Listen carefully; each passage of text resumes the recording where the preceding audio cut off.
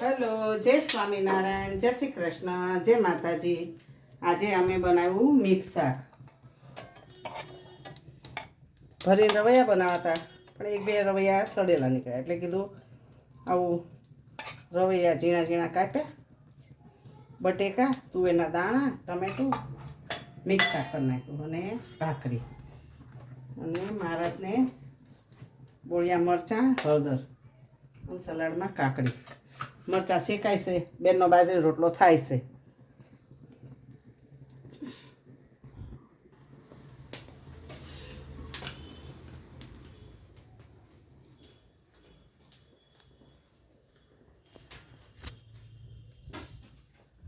જય મહારાજ, જમો મારા વાલા.